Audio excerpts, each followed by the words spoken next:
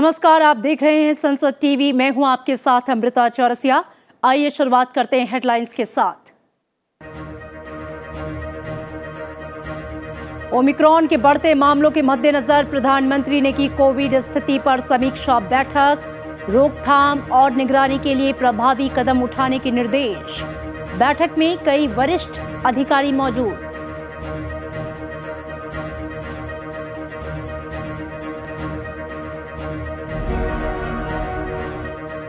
देश में अब तक ओमिक्रॉन के 280 से अधिक मामले, तमिलनाडु में 33 और कर्नाटक में 13 नए केस मिले। दिल्ली सरकार ने की टेस्टिंग क्षमता और आइसोलेशन प्रबंधन को मजबूत बनाने की समीक्षा।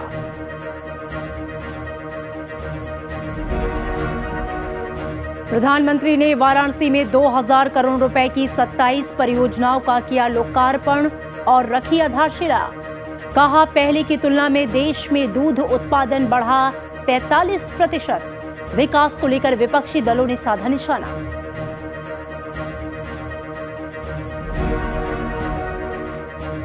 लुधियाना कोर्ट ब्लास्ट मामले में केंद्रीय गृह मंत्रालय ने पंजाब सरकार से मांगी रिपोर्ट। हादसे में 2 की मौत, राज्य में अलर्ट जारी।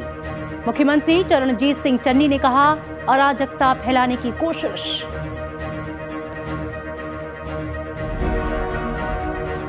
जरूरतमंद अफगानों को बड़ी राहत। अफगानिस्तान में मदद वाले प्रस्ताव को यूएन से मिली मंजूरी।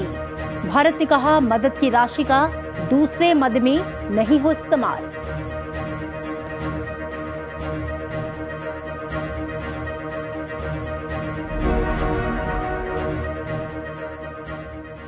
खबरें विस्तार से। कोरोना वायरस के नए वेरिएंट ओमिक्रॉन के बढ़ते मामलों से चिंता जो है वो बढ़ गई है और इसी बीच आज प्रधानमंत्री नरेंद्र मोदी ने वरिष्ठ अधिकारियों के साथ कोविड-19 को लेकर एक समीक्षा बैठक की अध्यक्षता की।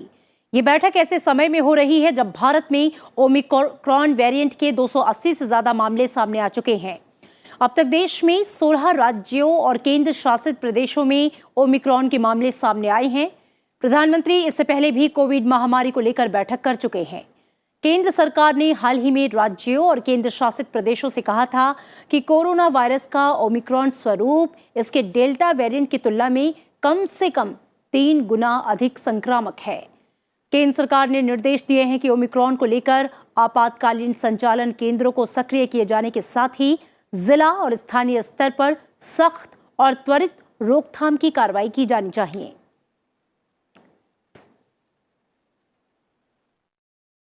देश में ओमिक्रॉन के मामलों को देखते हुए जहां पे स्वास्थ्य सुविधाओं को बढ़ाया जा रहा है, वहीं टीकाकरण की रफ्तार को भी तेज किया जा रहा है। देश भर में चलाए जा रहे कोविड रोधी टीकाकरण अभियान में अब तक 140 करोड़ से अधिक टीके लगाए जा चुके हैं। पिछले 24 घंटे में 70 लाख से अधिक टीकाकरण किया गया है। स्वास्थ्य मंत्री मनसुख मांडविया ने बताया है कि देश की 60% से अधिक पात्र आबादी को कोविड के दोनों टीके लगाए जा चुके हैं। उन्होंने ट्वीट किया कि लोगों की सहयोग और स्वास्थ्य कर्मियों के प्रयासों से ये महत्वपूर्ण उपलब्धि हासिल की गई। ओमिक्रॉन मामले को देखते हुए दिल्ली के मुख्यमंत्री अरविंद केजरीवाल ने उच्च स्तरीय बैठक की है। उन्होंने कोरोना मरीजों के लिए होम आइसोलेशन प्रबंधन को मजबूत बनाने के लिए बात की। उन्होंने कहा कि राजधानी में टेस्टिंग क्षमता 3 लाख टेस्ट प्रतिदिन तक की व्यवस्था की गई है और अगर 1 लाख मामले प्रतिदिन भी आते हैं तो सरकार इससे निपटने के लिए तैयार है। इसके लिए टीम बढ़ाने जा रही है। होम आइसोलेशन को हम काफ़ी स्ट्रॉन्ग करने जा रहे हैं। जैसे टीम्स जो जाएंगी घरों में, अभी हमारी सरकार में कैपेसिटी केवल 1000 केसेस पर डे की कैपेसिटी थी। 1100 केसेस पर डे की आज जब मैंने मीटिंग ली, इसको हम 1 लाख केसेस पर डे की कैपेसिटी तक ले जा रहे हैं। केंद्र सरकार ने ओमिक्रॉन वेरिएंट के मद्देनजर राज्यों और केंद्र शासित प्रदेशों में कोविड-19 की स्थिति और तैयारियों की समीक्षा की। केंद्रीय स्वास्थ्य सचिव राजेश भूषण ने आज वीडियो कॉन्फ्रेंसिंग के माध्यम से राज्यों और केंद्र शासित प्रदेशों के स्वास्थ्य सचिवों और एनएचएम-एमडी के साथ बैठक की। इस दौरान कोविड टीकाकरण की प्रगति और ओमिक्रॉन वेरिएंट से लड़ने के लिए राज्यों की स्वास्थ्य तैयारियों की समीक्षा की गई। केंद्रीय स्वास्थ्य सचिव ने राज्यों को सतर्क रहने की सलाह दी और जिलों में मामले की पॉजिटिविटी, डबलिंग रेट, नए मामलों के क्षेत्र की निगरानी करने को कहा। राज्यों से यह कहा गया है कि वो सभी सावधानियों का पालन करें और एहतियाती उपायों में कोई ढील न दें। आने वाले त्योहार से पहले राज्यों को स्थानीय प्रतिबंधों पर विचार करने के लिए कहा गया है। केंद्रीय स्वास्थ्य सचिव ने कहा कि पूर्ण टीकाकरण ओमिक्रॉन से गंभीर स्थिति और अस्पताल में भर्ती होने से बचाता है, इसलिए डोर टू डोर टीकाकरण को तेज किया जाए। देश में कोविड के नए वेरिएंट के मामले 280 से अधिक हो गए हैं। आज तमिलनाडु में 33 मामले आए। राज्य में अब तक 34 मामले आ चुके हैं। आज कर्नाटक में 12 नए मामलों की पुष्टि हुई। राज्य में अब तक 31 मामले सामने आ चुके हैं। केरल में 5 नए संक्रमित मिले हैं। सभी को अस्पताल में एडमिट कराया गया है। ओडिशा में 2 नए केस आने से नए वेरिएंट के जो मामले हैं वो बढ़कर 4 हो गए। राज्य में ओमिक्रॉन के मामले बढ़कर 20 हो गए हैं। महाराष्ट्र में सबसे अधिक 88 और दिल्ली में 64 केस नए वेरिएंट के सामने आ चुके हैं।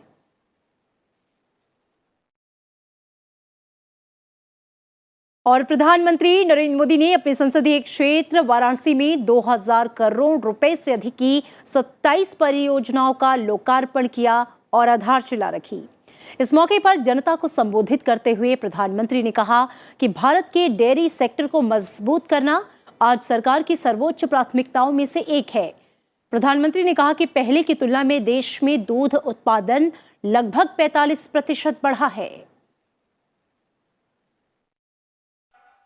दुनिया का लगभग 22% दूध उत्पादन करता है, करीब करीब 1/4।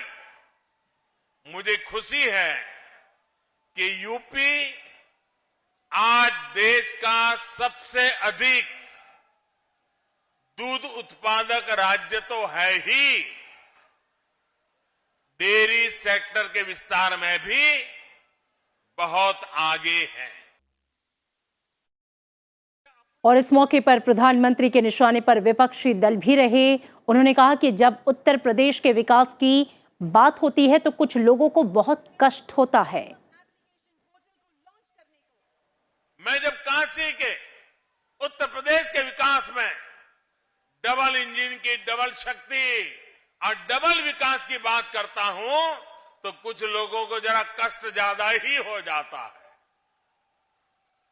ये वो लोग हैं जिन्होंने उत्तर प्रदेश की राजनीति को सिर्फ और सिर्फ जाति, पंथ, मत, मजहब के चश्मे से ही देखा। इन लोगों ने कभी नहीं चाहा कि यूपी का विकास हो, यूपी की आधुनिक पहचान बने। प्रधानमंत्री ने वाराणसी में बनास डेयरी संकुल की प्रदर्शनी का जायजा लिया। इस दौरान उनके साथ मुख्यमंत्री योगी आदित्यनाथ भी मौजूद रहे।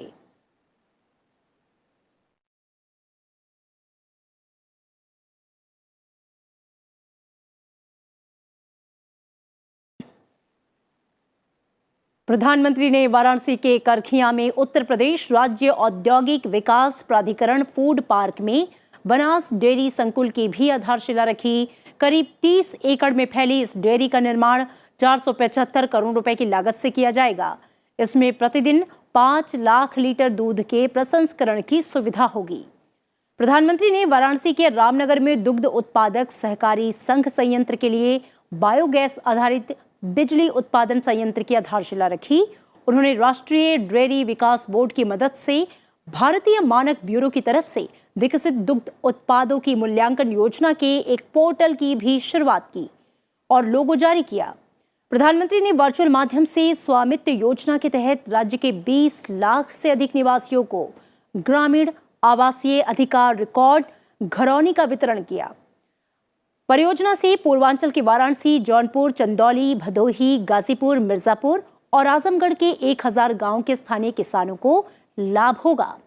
वाराणसी के रामनगर में प्रस्तावित बायोगैस पर आधारित दुग्ध संयंत्र अनूठा है और इसमें प्रतिदिन करीब 100 मीट्रिक टन गोबर का उपयोग किया जाएगा, जिसे गौशालाओं से एकत्रित किया जाएगा।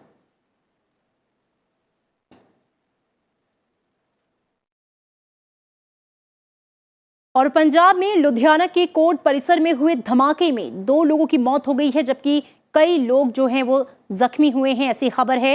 लुधियाना कोर्ट ब्लास्ट मामले में केंद्रीय गृह मंत्रालय ने पंजाब सरकार से रिपोर्ट तलब की है। केंद्रीय गृह मंत्रालय ने एक पत्र में पंजाब सरकार से घटना का ब्यौरा देते हुए रिपोर्ट जल्द से जल्द भेजने को कहा है। धमाका किस चीज का था यह अभी तक साफ नहीं है। फिलहाल कोर्ट में वकीलों की हड़ताल चल रही थी, इसलिए कोर्ट में ज्यादा भीड़ नहीं थी, जिससे बड़ा हादसा होने से टल गया। लुधियाना में धमाके के बाद पूरे पंजाब में हाई अलर्ट जारी किया गया है। धार्मिक स्थलों को लेकर पहले से ही सुरक्षा को हाई अलर्ट पर रखा गया है। वहीं सुप्रीम कोर्ट के चीफ जस्टिस ने भी लुधियाना कोर्ट ब्लास्ट पर चिंता जताई। मुख्यमंत्री चरणजीत सिंह चन्नी ने लुधियाना जिला न्यायालय में हुए विस्फोट में घायल लोगों से अस्पताल में जाकर मुलाकात की। मुख्यमंत्री चन्नी ने विस्फोट की निंदा करते हुए कहा कि दोषियों को हरगिज बख्शा नहीं जाएगा। ਸਾਨੂੰ ਲੱਗਦਾ ਹੈ ਕਿ ਆਉਣ ਵਾਲੀਆਂ ਚੋਣਾਂ ਨੂੰ ਦੇਖ ਕੇ ਅਰਾਜਕਤਾ ਫੈਲਾਉਣ ਦੀ ਪੰਜਾਬ ਦੇ ਵਿੱਚ ਕੋਸ਼ਿਸ਼ ਹੈ। ਇਹਨਾਂ ਗੱਲਾਂ ਨੂੰ ਕੰਟਰੋਲ ਕੀਤਾ ਜਾਏਗਾ। ਕਿਸੇ ਤਰ੍ਹਾਂ ਵੀ ਅਮਨ ਸ਼ਾਂਤੀ ਭੰਗ ਨਹੀਂ ਹੋਣ ਦਿੱਤੀ ਜਾਏਗੀ। ਕੋਈ ਵੀ ਬੰਦਾ ਜਿਹੜਾ ਗਲਤ ਕਰੇਗਾ ਉਸ ਨੂੰ ਐਸੀ ਤਕੜੇ ਹੱਥੀ ਟੱਕਰਾਂਗੇ। ਸਾਡੇ ਹੱਥ ਮਜ਼ਬੂਤ ਹੈ, ਪੰਜਾਬ ਦੇ ਹੱਥ ਮਜ਼ਬੂਤ ਹੈ ਤੇ ਪੰਜਾਬ ਮਜ਼ਬੂਤ ਰਹੇਗਾ। वैज्ञानिक सोच, मानवतावाद, जांच और सुधार की भावना को विकसित करना देश के सभी नागरिकों का मौलिक कर्तव्य है।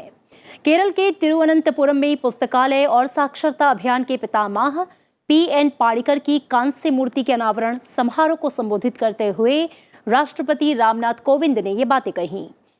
राष्ट्रपति ने कहा कि केरल में उच्च साक्षरता और शिक्षा के स्तर ने राज्य को सतत विकास के पहलुओं सहित मानव विकास के कई सूचकांकों पर दूसरे राज्यों का नेतृत्व करने में मदद की है। As mandated by our Constitution, it is one of the fundamental duties of every citizen of India to develop the scientific temper, humanism, and the spirit of inquiry and reform. The objective of the Vikas Kendra is to reduce poverty through knowledge. The Vigyan Vikas Kendra also seeks to inculcate scientific temper among the youth.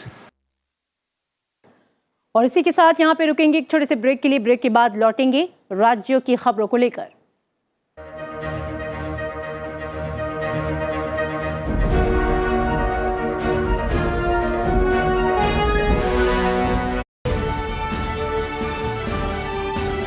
Watch Perspective on Sunset TV at 9:30 p.m. बात होगी रांची संसदीय क्षेत्र के बारे में। यहाँ से सांसद हैं संजय सेठ। क्षेत्र की जनता से हमने वादा किया था, हमको ढूंढने की आवश्यकता नहीं होगी और हम सब एक दूसरे के लिए काम करके और आपकी समस्या के निवारण के लिए हर विधानसभा में हम समाधान केंद्र खोलेंगे। आपको हम बताएंगे कि जलप्रपातों के शहर रांची का उन्होंने कितना विकास किया है। इससे पहले इतना नहीं हुआ था, कभी चेहरा नहीं देखते थे सांसद का। खुद गांव में जाकर के इतना समय देते हैं, ऐसा पहले कभी नहीं हुआ है।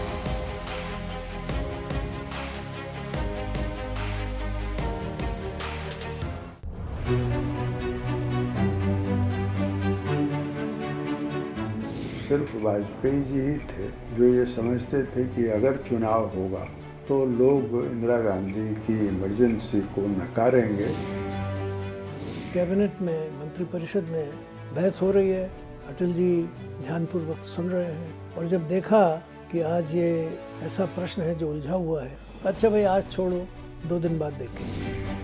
उन्होंने इंडिया को पहली बार दिखा दिया कि कोएलिशन की सरकार चल सकती है।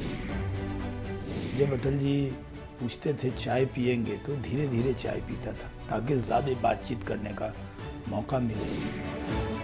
He was leading actually a caretaker government during the Kargil war. Hindustan में मेरे जैसे करोड़ों ऐसे कार्यकर्ता हैं जिनके जीवन में वाजपेयी जी एक प्रेरणा है। देखिए संसद टीवी की विशेष प्रस्तुति सदा अटल।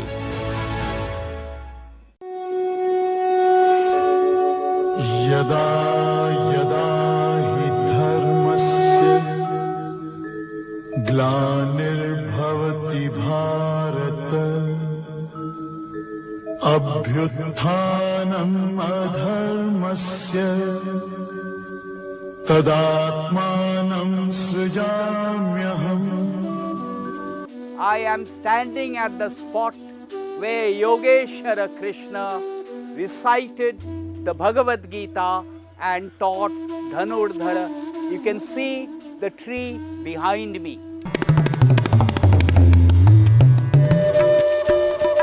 भगवद गीता जब जिसने भावपूर्वक उसका अध्ययन किया तो अनुवाद करने की आवश्यकता नहीं लगी, अनुवाद स्वतः अंदर से प्रस्फुटित होने लगता है. भगवद गीता का महात्म्य के बारे में हम जानेंगे, बातचीत करेंगे अंतर्राष्ट्रीय गीता महोत्सव के बारे में. देखिए कार्यक्रम इतिहास आज रात 9 बजे सिर्फ संसद टीवी पे.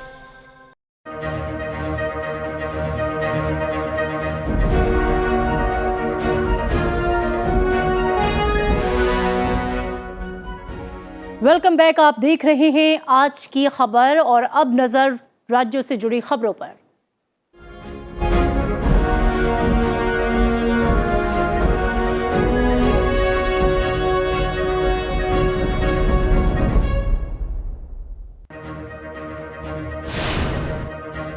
हरियाणा सरकार ने अगले साल से बिना कोविड टीका लगवाए लोगों की सार्वजनिक स्थलों के इस्तेमाल पर प्रतिबंध लगा दिया है.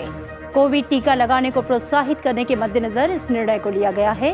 1 जनवरी 2022 से जिस व्यक्ति ने कोविड की दोनों डोज नहीं लगवाई होगी उसे शादी, रेस्टोरेंट, होटल, दफ्तर, बैंक या कोई भी ऐसी जगह जहां ज्यादा लोग होते हैं वहां जाने की अनुमति नहीं होगी.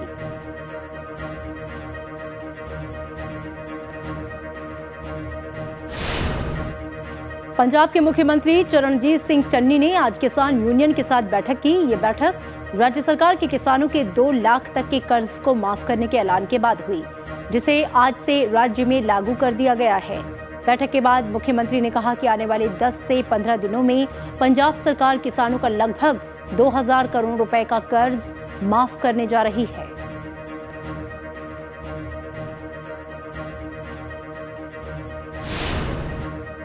मुख्यमंत्री पुष्कर सिंह धामी ने बागेश्वर में कांडा महोत्सव का उद्घाटन किया. उन्होंने कहा कि आयुष्मान योजना के तहत प्रदेश के प्रत्येक व्यक्ति के लिए 5 लाख रुपए तक के इलाज की व्यवस्था की गई है.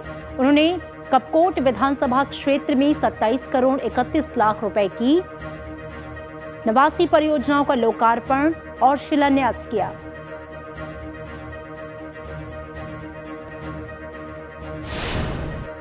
महाराष्ट्र विधानसभा के बाहर बीजेपी का प्रदर्शन दूसरे दिन भी जारी रहा.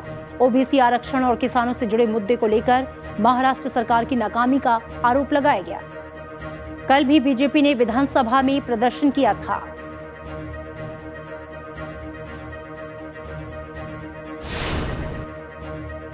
कर्नाटक विधानसभा ने धर्मांतरण विरोधी विधेयक पारित कर दिया है. चर्चा के दौरान कांग्रेस और जेडीएस ने विधेयक का विरोध किया.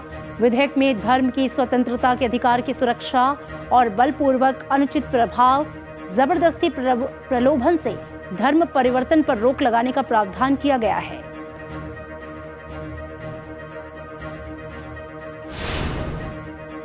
श्रीनगर में 126 साल पुराने चर्च को फिर से खोला गया है. जम्मू कश्मीर के उपराज्यपाल मनोज सिन्हा ने वीडियो कॉन्फ्रेंसिंग के जरिए 35 साल बाद इसे फिर से प्रार्थना के लिए खोला है. 25 दिसंबर को क्रिसमस के दिन यहां प्रार्थना होगी.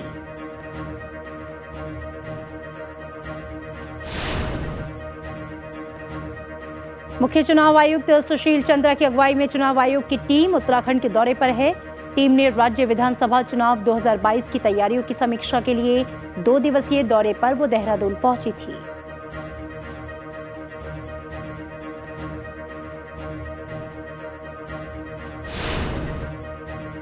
राष्ट्रीय लोकदल प्रमुख जयंत चौधरी ने भारतीय जनता पार्टी पर सत्ता हासिल करने के लिए किसानों से झूठे वादे करने का आरोप लगाया है. वो चौधरी चरण सिंह की 119वीं जयंती पर अलीगढ़ में समाजवादी पार्टी और आरएलडी की संयुक्त रैली को संबोधित कर रहे थे.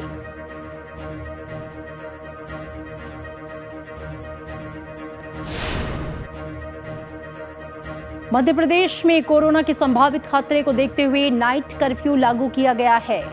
नाइट कर्फ्यू रात 11 बजे से सुबह 5 बजे तक लागू रहेगा। मध्य प्रदेश के मुख्यमंत्री शिवराज सिंह चौहान ने कहा कि आवश्यकता हुई तो कुछ और उपाय भी किए जाएंगे।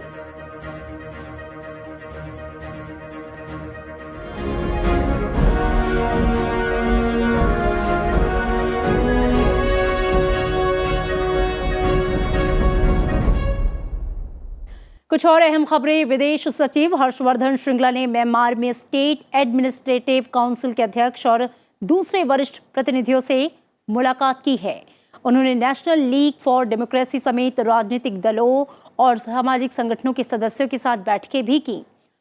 साथ ही उन्होंने पड़ोसी देश में जल्द से जल्द लोकतंत्र की बहाली पर जोर दिया। भारत की सीमा से लगे इलाकों में हिंसा को रोकने और शांति स्थिरता कायम करने की जरूरत पर बल दिया। उन्होंने कहा कि भारत एक लोकतंत्र के रूप में और करीबी पड़ोसी के रूप में म्यांमार में लोकतांत्रिक परिवर्तन की प्रक्रिया में शामिल रहा है। हर्षवर्धन श्रृंगला 2 दिन की म्यांमार की यात्रा पर हैं। और इधर भारत ने नेपाल में पर्यटन को बढ़ाने के लिए रेल कॉरिडोर बनाने का प्रस्ताव दिया है। भारत ने ये कहा है कि नेपाल को वे इसके लिए समर्पित रेल सेवा भी देने को तैयार है। केंद्रीय पर्यटन मंत्री जी किशन रेड्डी ने दिल्ली में आयोजित नेपाल पुस्तक पर्व के उद्घाटन पर ये बातें कही। नेपाल किताब यात्रा के इस आयोजन में नेपाल के पर्यटन मंत्री प्रेम बहादुर आले भी मौजूद थे। नेपाल के पर्यटन मंत्री आले ने कहा कि भारत जो बुद्धा सर्किट, रामायण सर्किट और शिवा सर्किट बना रहा है, उसमें नेपाल में उससे जुड़ी जगहों को जोड़ना चाहिए। उन्होंने कहा कि भारत में 4 धाम यात्रा के लिए नेपाल के लोग इच्छुक रहते हैं और अगर नेपाल और भारत के बीच पर्यटन कॉरिडोर बनाया जाए तो इससे दोनों देशों के पर्यटन उद्योगों को फायदा होगा।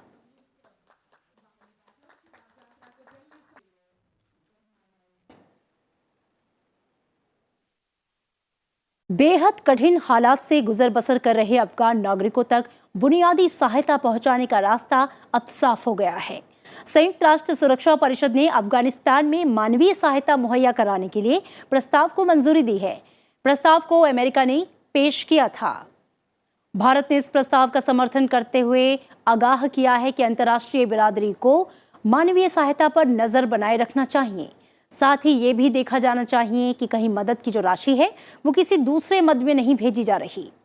भारत ने सुरक्षा परिषद में कहा कि अफगान लोगों को मानवीय सहायता बिना किसी बाधा के मिलनी चाहिए।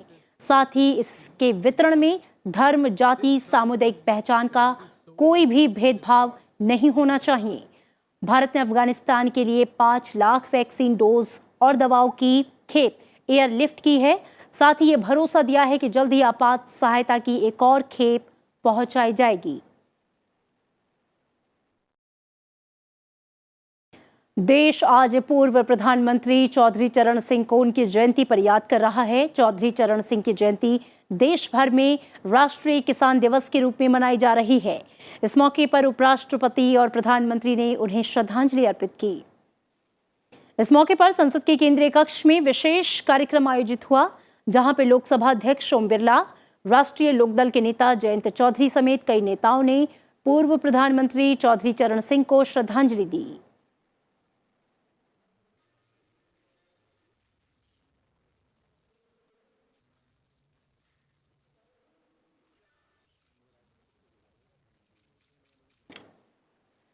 पूर्व प्रधानमंत्री चौधरी चरण सिंह की जयंती पर राष्ट्रीय लोकदल के नेता जयंत चौधरी ने किसान घाट पर जाकर उन्हें श्रद्धांजलि दी।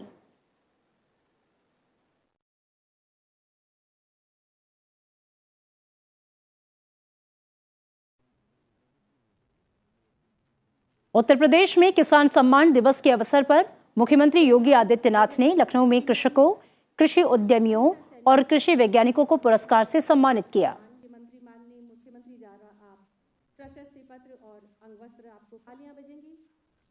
तो कार्यक्रम में उत्साहवर्धन रहेगा। आप सभी बधाई के पात्र हैं। हमारी और इधर दिल्ली समेत पूरे उत्तर भारत में हड्डियां जमाने वाली ठंड पड़ने लगी है और इस दौरान कहीं शीतलहर से लोग ठिठुर रहे हैं तो कहीं बर्फबारी ने जीवन को अस्त व्यस्त कर दिया है। राजधानी दिल्ली समेत पूरे उत्तर भारत में बीते कई दिनों से न्यूनतम तापमान 9 डिग्री के नीचे बना हुआ है। पंजाब और हरियाणा पर भी हिमाचल में हुई बर्फबारी का असर दिखने लगा है। उत्तर प्रदेश में भी कड़ाके की ठंड पड़ने लगी है। लखनऊ का न्यूनतम पारा 2 दिनों से 6 डिग्री के करीब पहुंच गया है। राजस्थान के भीलवाड़ा में न्यूनतम तापमान 1.5 डिग्री के करीब पहुंच गया है। वहीं उत्तराखंड, हिमाचल प्रदेश, जम्मू कश्मीर आदि के कई इलाकों में तापमान माइनस में पहुंच गया है। मौसम विभाग के अनुसार पिछले 24 घंटे में लेह का मिनिमम टेम्परेचर 12.4 डिग्री सेल्सियस दर्ज किया गया। मौसम विभाग ने दिल्ली में 27 और 28 दिसंबर को बारिश की संभावना जताई है। और यही नहीं, इस दौरान दिल्ली के अलावा पंजाब, हरियाणा, चंडीगढ़, उत्तर प्रदेश और राजस्थान में भी बारिश की संभावना है। बद्रीनाथ से जोशी मठ तक जबरदस्त ठंड है। पारा लगातार लुढ़क रहा है। नलों में बहता पानी भी जमने के कगार पर है।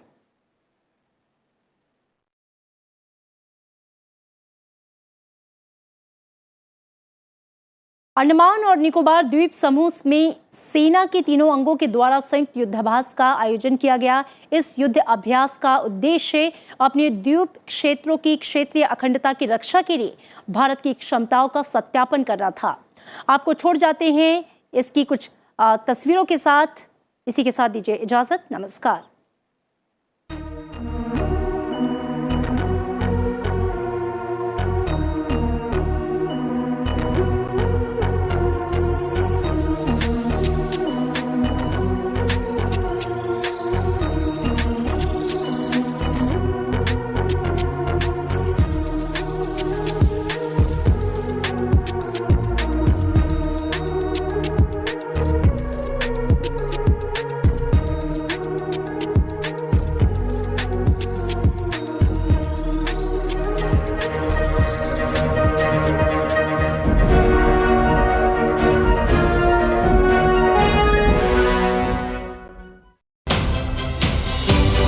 How important was the